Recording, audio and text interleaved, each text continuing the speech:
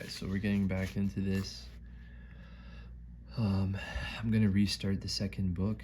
I read the first book. It's in my history if you go back. I had started this book. I was at page 30, but I don't remember, so I'm just gonna restart. So you can skip this video if you already saw the previous video about the starting of this book, but I doubt it. But yeah, okay. So, The Drawing of the Three is the second volume of a long tale called The Dark Tower, a tale inspired by and to some degree dependent upon Robert Browning's narrative poem Childe Roland to the Dark Tower Came, which in its turn owes a debt to King Lear. The first volume, The Gunslinger, tells how Roland, the last gunslinger of a world which has moved on, finally catches up with the man in black, or sorcerer, he has chased for a very long time. Just how long, we don't know yet. The man in black turns out to be a fellow named Walter, who falsely claimed the friendship of Roland's father in those days before the world moved on. Roland's goal is not this half-human creature, but the Dark Tower, the man in black, and more specifically, what the man in black knows. In his first step on his road to that mysterious place. Who exactly is Roland? What was his world like before it moved on? What is the tower and why does he pursue it? We have only fragmentary answers. Roland is a gunslinger, a kind of knight, one of those charged with holding a world Roland remembers as being filled with light and love, as it is, love and light, as it is, to keep it from moving on. We know that Roland was forced to an early trial of manhood after discovering that his mother had become the mistress of Martin, a much greater sorcerer than Walter, who, unknown to Roland's father, is Martin's ally. We know Martin has planned Roland's discovery, expecting Roland to fail, to be sent to the west. We know that Roland triumphs in his test. What else do we know? The gunslinger's world is not completely like ours. Artifacts such as gasoline pumps and certain songs, Hey Jude for instance, or the bit of doggerel that begins beans, beans, a musical fruit, have survived. So have customs and rituals oddly like those from our own romanticized view of the American West. And there is an umbilicus which somehow connects our world to the world of the gunslinger.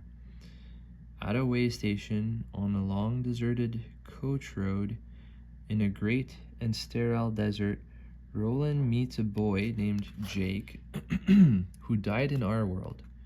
A boy who was in fact pushed from a street corner by the ubiquitous and iniquitous man in black.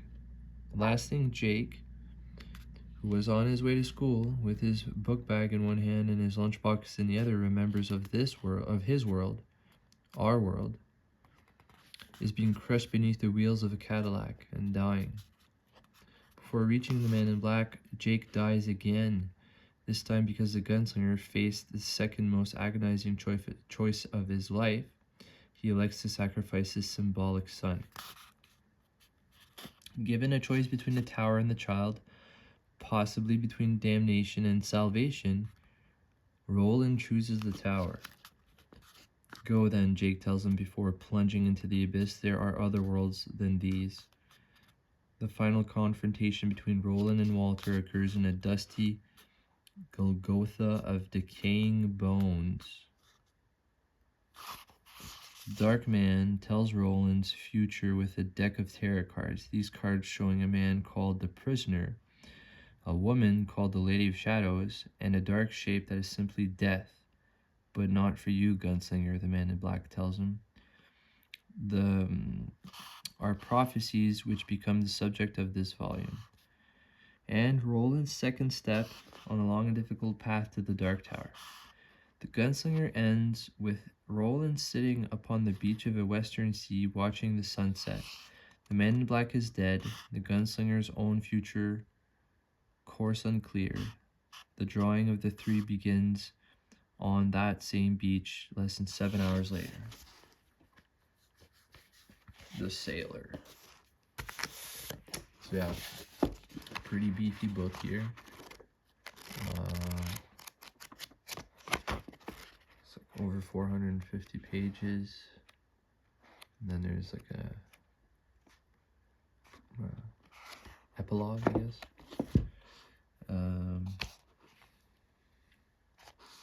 All right, let's do it. Okay. Ooh, I bent the page. I don't like that. The Sailor.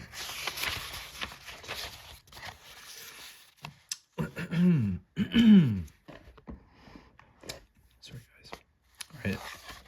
So the gunslinger came awake from a confused dream, which seemed to consist of a single image, that of the sailor, and the turret deck, from which the man in black had dealt, or purported to deal, the gunslinger's own moaning future. He drowns, the gunslinger, the man in black was saying, and no one throws out the line. The boy Jake. But this was no nightmare. It was a good dream. It was good because he was the one drowning, and that meant he was not Roland at all, but Jake. And he found this a relief because it would be a far better to drown as Jake than to live as himself. A man who had, for a cold dream, betrayed a child who had trusted him. Good, all right, I'll drown, he thought, listening to the roar of the sea. Let me drown. But this was not the sound of the open deeps. It was the grating sound of water with a throat full of stones. Was he the sailor? If so, why was land so close? And in fact, was he not on land? It felt as if freezing cold water drowsed his boots and ran up his legs to his crotch. His eyes flew open, and then what snapped him out of the dream wasn't his freezing balls, which had suddenly shrunk to what felt like the size of walnuts, nor even the horror to his right, but the thought of his guns, and even more important, his shells. What guns could be quickly disassembled, wiped dry, oiled, wiped dry again, oiled again, and reassembled? What shells, like what matches, might or might not ever be usable again? Yeah, this rings a bell. So the horror, yeah, there's like a bunch of lobsters, I think. The horror was crawling thing which must have been cast up by a previous wave. It dragged a wet, gleaming body laboriously along the sand. It was about 4 feet long and about 4 yards to the right. It regarded Roland with bleak eyes on stalks. Its long, serrated beak dropped open and began to make a noise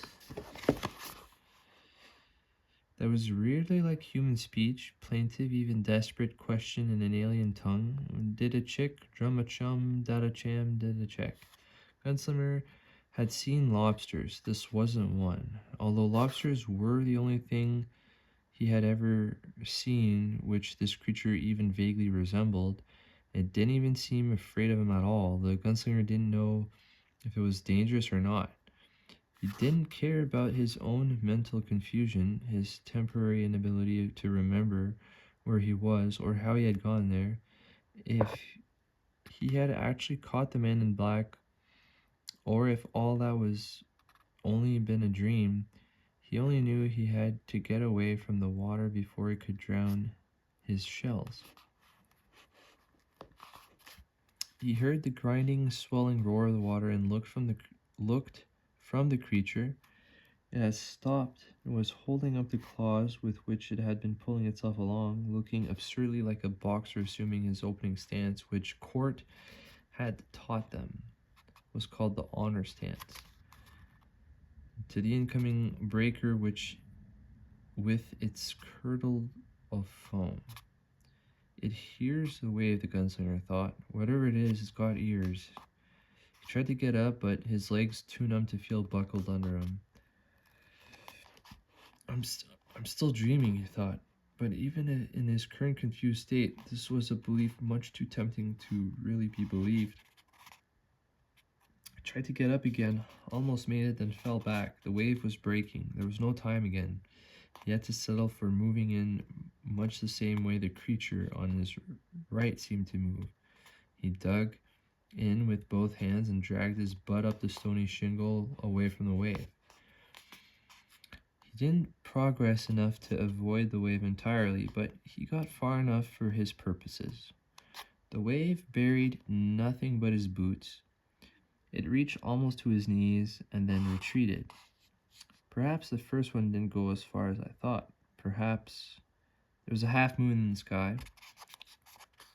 A cowl of mist covered it, but it shed enough light for him to see that the holsters were too dark. The guns at least had suffered a wetting.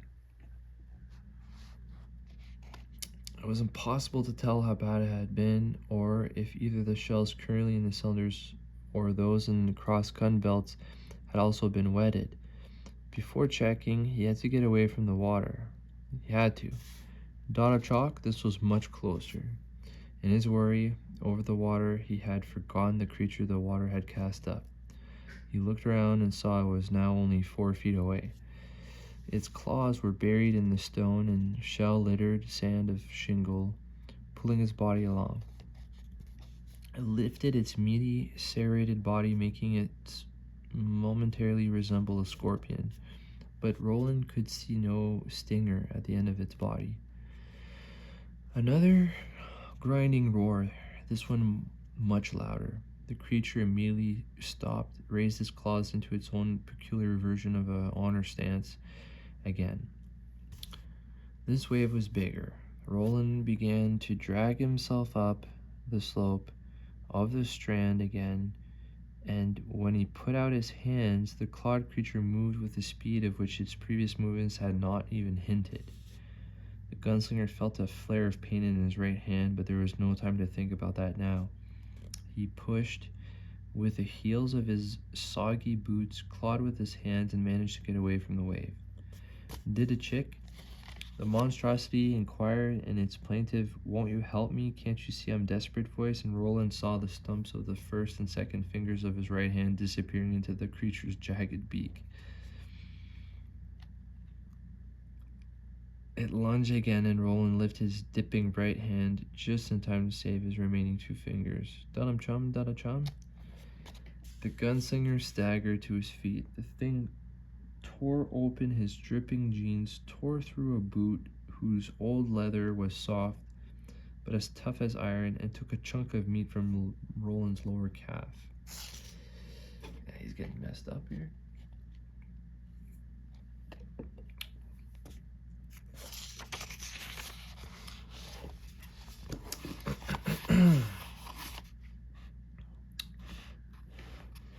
This is good.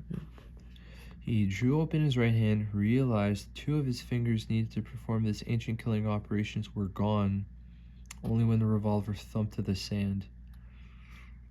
The monstrosity snapped at it greedily. "No, bastard!" Roland snarled and kicked it.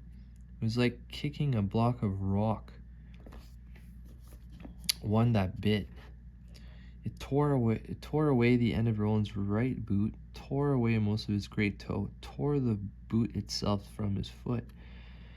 The gunslinger bent, picked up his revolver, dropped it, cursed, and finally managed, what had once been a thing so easy it didn't even bear thinking about, had suddenly become a trick akin to juggling. The creature was crouched on the gunslinger's boot, tearing at it as if it asked its garbled questions. A wave rolled towards the beach, the foam which curled its top looking pallid dead in the netted light of the half moon. The monstrosity stopped working on the boot and raised its claws in that boxer pose. Roland drew with his left hand and pulled the trigger 3 times. Click, click, click. Now he knew about the shells in the chambers at least. He holstered the left gun.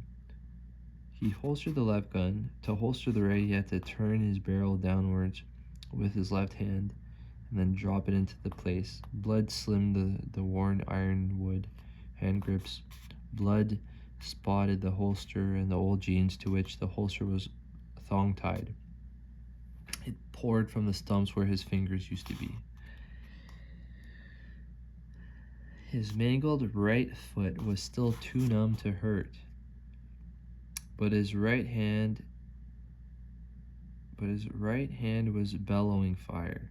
The ghosts of talented and long-trained fingers, which were already decomposing in the digestive juices, that the thing's guts screamed, and they were still there.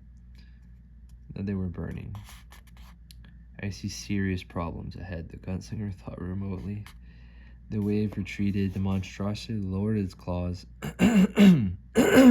tore a flesh hole in the gunslinger's boot, and then decided the wearer had been a good deal more tasty than this bit of skin it had somehow slawed off. Let him chum and ask, and scurried towards him with ghastly speed. The gunslinger retreated on legs he could barely feel. Realizing that the creature must have some intelligence, it had approached him cautiously, perhaps from a long way down the strand. Not sure what he was or what he might be capable. If the dousing wave hadn't wakened him, the thing would have torn off his face while he was still asleep, still deep in his dreams. Now it had decided he was not only tasty but vulnerable, easy prey. It was almost upon him, a thing 4 feet long and a foot high, a creature which might weigh as much as 70 pounds, and which was as single-minded carnivorous as David, the hawk he had as a boy, but without David's dim vestige of loyalty. The gunslinger's left boothiel struck a rock jutting from the sand, and he tottered on the edge of falling. "Dot of chalk?" the thing asked, solicitously, it seemed, and peered at the gunslinger from its stocky, waving eyes as its claws reached. Then a wave came, and the claws went up again in an honor stance. Yet now they wavered the slightest bit, and the gunslinger realized that it responded to the sound of the wave, and now the sound was, for it at least, fading a bit. He stepped backward over the rock and then bent down as the wave broke upon the shingle with its grinding roar. His head was inches from the insectile face of the creature.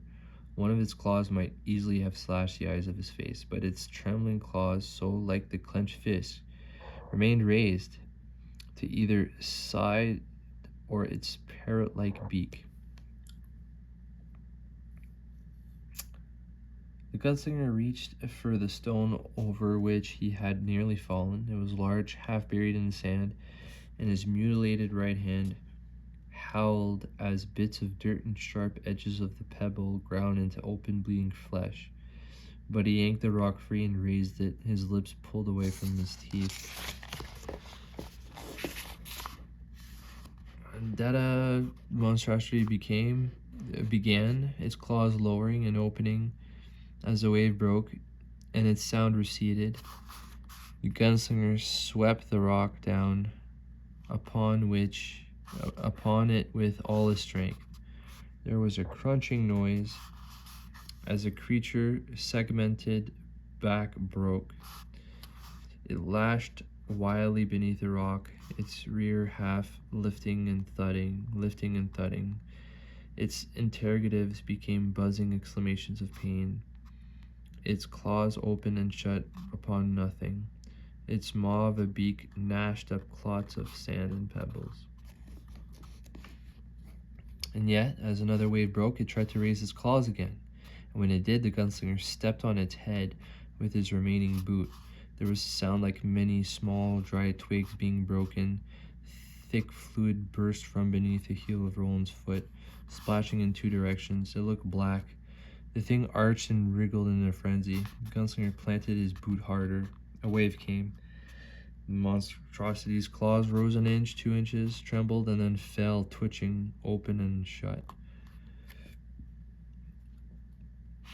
The gunslinger removed his boot. The thing's serrated beak, which had separated 2 fingers and 1 toe from his living body, slowly opened and closed. One antenna lay broken on the sand. The other trembled meaninglessly. The gunslinger stamped down again and again. He kicked the rock aside with a grunt of effort, marched along the right side of the monstrosity's body, stamping methodically with his left boot, smashing its shell, squeezing its pale guts out onto the dark gray sand. It was dead, but he meant to have his way with it all the same. He had never, in all his long, strange time, been so fundamentally hurt, and it had all been so unexpected. He kept on until he saw the tip of one of his own fingers in the dead thing's sour mash, saw the white dust beneath the nail from the Golgotha where he and the man in black had held their long palaver, and then he looked aside and vomited. The gunslinger walked back towards the water like a drunken man, holding his wounded hand against his shirt, looking back from time to time to make sure there was that the thing wasn't still alive, like some tenacious wasp you swat again and again and still twitches, stunned but not dead. To make sure it wasn't following, asking its alien questions in its deadly, despairing voice. Halfway down the shingle, he stood swaying, looking at the place where he had been remembering. He had fallen asleep, apparently just below the high tide line. He grabbed his purse and his torn boot. In the moon's glabrous light, he saw other creatures of the same type, and in the caesura between one wave and the next, heard their questioning voices.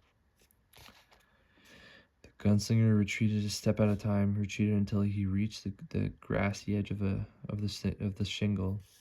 There he sat down and did all he knew to do. He sprinkled a stump of fingers and toe with the last of his tobacco to stop the bleeding, sprinkled it thick in spite of the new stinging. His missing great toe had joined the chorus. And then he only sat, sweating in the chill, wondering about infection, wondering how he would make his way in the world with 2 fingers on his right hand gone. When it came to the guns, both hands had been equal, but in all other things his right ruled. Wondering if the thing had some poison in its bite which might already be working its way into him, wondering if morning would ever come.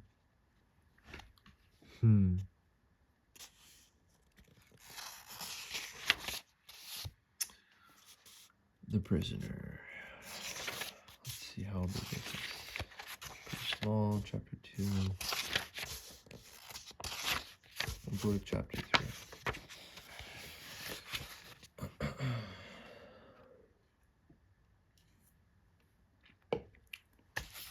The door. 3. This is the number of your fate. 3? Yes. 3 is mystic. 3 stands at the heart of the mantra. Which 3? The first is dark-haired. He stands on the brink of robbery and murder. A demon has infested it. The name of the demon is heroin. Which demon is that? I know it not, even from nursery stories. I tried to speak, but his voice was gone. The voice of the oracle, star slut, whore of the winds, Both were gone. He saw a card fluttering down from nowhere to nowhere, turning and turning in the lady dark. On it, turning and turning in the lazy dark. On it, a baboon grinned from over the shoulder of a young man, excuse me, with dark hair. Its disturbingly human fingers were buried so deeply in the young man's neck that their tips had disappeared in flesh. Looking more closely, the gunslinger saw that the baboon held a whip in one of those clutching, strangling hands. The face of the ridden man seemed to writhe in wordless terror.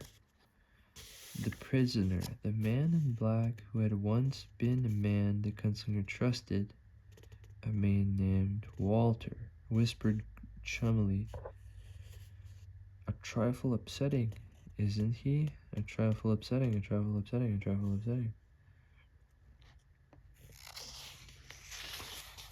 Okay. Gunslinger snapped awake, waving at something with his mutilated hand, sure that in a moment one of the monstrous shelled things from the western sea would drop on him, desperately inquiring in its foreign tongue as it pulled his face off from his skull. Instead of a seabird, attracted by the glister of the morning sun of the buttons of his shirt, wheeled away with a frightening squeak. Instead, a seabird. Okay, instead it was a seabird. Okay. Roland sat up. His hand throbbed wretchedly, endlessly. His right foot did the same. Both fingers and toe continued to insist they were there. The bottom half of his shirt was gone. What was left resembled a ragged vest. He had used one piece to bind his hand, the other piece to bind his foot. "Go away," he told the absent parts of his body. "You're a ghost now. Go away." It helped a little, not much, but a little. They were ghosts, all right, but lively ghosts. The gunslinger ate jerky. His mouth wanted a little, his stomach less, but he insisted. When it was inside him, he felt a little stronger. There was not much left, though. He was nearly up against it. Yet things needed to be done. He rose unsteadily to his feet and looked about. Birds swooped and dived, but the world seemed to belong to only him and them. The monstrosities were gone. Perhaps they were nocturnal, perhaps tidal. At the moment, it seemed to make no difference. The sea was enormous, meeting the horizon at the misty blue point that was impossible to determine. For a long moment, the gunslinger forgot his agony in its contemplation. He never seen such a body of water. He had heard of it in his children's stories, of course. Had even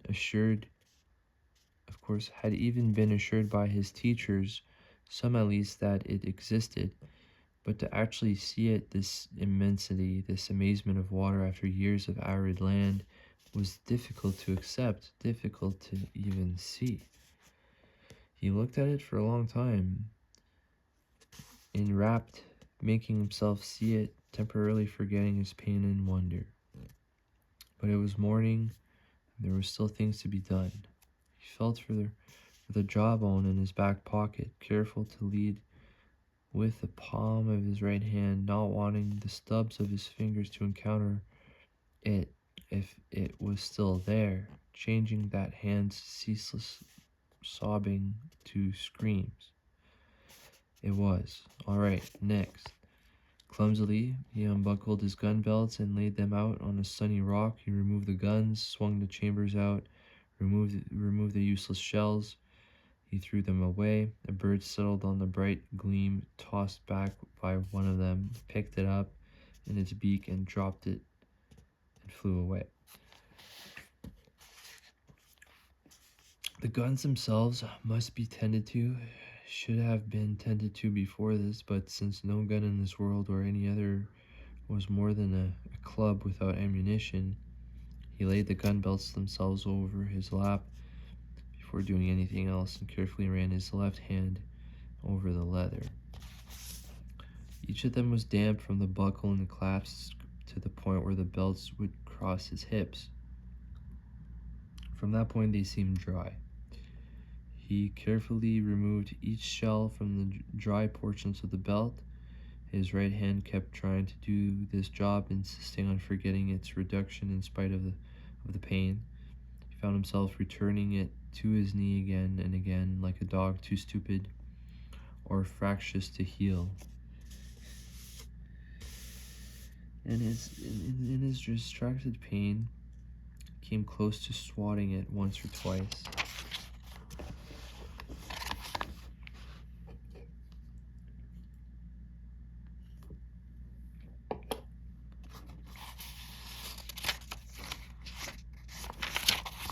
I see a problem ahead, he thought again. He put these shells, hopefully still good, in a pile that was dishearteningly small. 20 of those. A few would almost certainly misfire. He could depend on none of them. He removed the rest, put them in another pile. 37. Well, you weren't heavy loaded anyways, he thought, but he recognized the difference between 57 live rounds and what might be 20, or 10, or 5, or 1, or none. He put the dubious shells in the second pile. He still had his purse. This was one thing. He put it in his lap and then slowly disassembled his gun and performed the ritual of cleaning. By the time he had finished, 2 hours had passed, and his pain was so intense his head reeled with it. Conscious thought had become difficult. He wanted to sleep. He had never wanted that more in his life. But in the service of duty, there was never any acceptable reason for denial. Court, he said in a voice that he couldn't recognize, and laughed dryly. Slowly, he reassembled his revolvers and loaded them with the shells he presumed to be dry.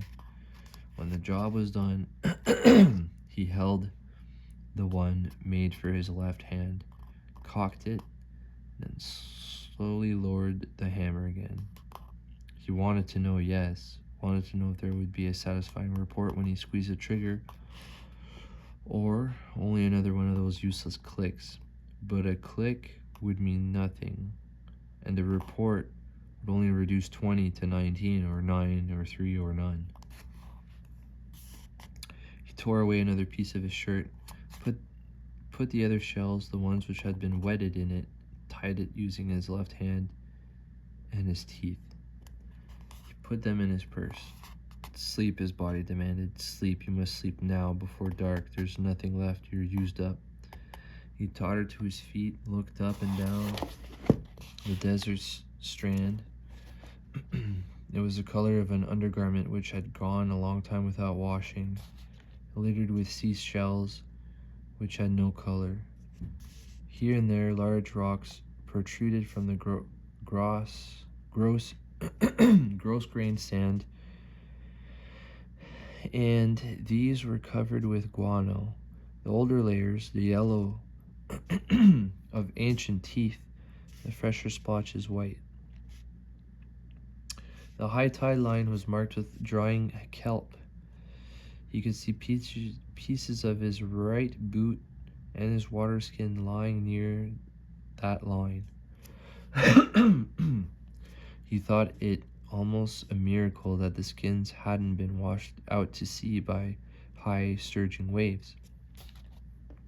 Walking slowly, limping exquisitely, the gunslinger made his way to where they were. He picked one of them, shook it by his ear, the other was empty. This one still had a little water left in it. Most would not have been able to tell the difference between the two, but the gunslinger knew each just as well as a mother knows which of her identical twins is which. He had been traveling with these water skins for a long time. Water sludge inside, that was good, a gift.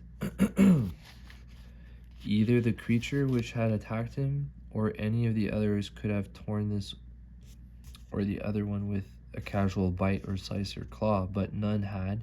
The tide had spared it. Of the creature itself there was no sign,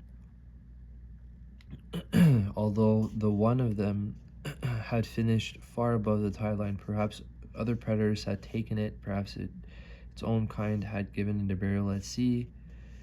Giant creatures of whom had heard in childhood were reappeared to bury their own dead. Sorry, guys. Oh, I'm not used to reading so much. He lifted the water skin with his left elbow, drank deeply, and felt some strength come back into him. The right boot was, of course, ruined, but then he felt a spark of hope. The foot itself was intact, scarred but intact, and it might be possible to cut the other down to match it, to make something which would last at least a while. Faintness stole over him. He fought it, but his knees unhinged, and he sat down stupidly, biting his tongue. "You won't fall unconscious," he told himself grimly. "Not here, not where another one of those things can come back tonight and finish the job." So he got to his feet, tied the empty skin around his waist, but he had only gone 20 yards back towards the place where he had left his guns and purse when he fell down again, half fainting. He lay there a while, one cheek pressed against the sand, the edge of a seashell biting against the edge of his jaw, almost deep enough to draw blood. He managed to drink from the water skin. Then he crawled back to the place where he had awakened. There was a Joshua tree 20 yards up the slope. It was stunted, but it would offer at least some shade. To roll in 20 yards looked like 20 miles. Nonetheless, he laboriously pushed what remained of his possessions into that little puddle of shade. He lay there with his head in the grass, already fading towards what could be sleep or unconsciousness or death. He looked into the sky and tried to judge the time. Not noon, but the size of the puddle of the shade in which he rested said noon was close. He held on a moment longer, turning his right arm over and bringing it close to his eyes, looking for the telltale red lines of infection, some poison seeping steadily towards the middle of him. The palm of his hand was dull red, not a good sign. "I jerk off left-handed," he thought. "At least that's something." Then darkness took him. He slept for the next 16 hours with the sound of western sea pounding ceaselessly in his dreaming ears. Well, so I think I'm pretty much caught back up. I think I had read like up to chapter 6 or something, but we're almost back. So yeah, thumbs up, please, guys. Like and subscribe. Like, I've been trying to grow for over 2 years, and it would just mean a lot if you guys could help. But if not, it's all good. Alright, guys, until next time, take care. And I'll continue on. I'm just gonna do this whole book, I think. And yeah, hope you guys like it. Take care.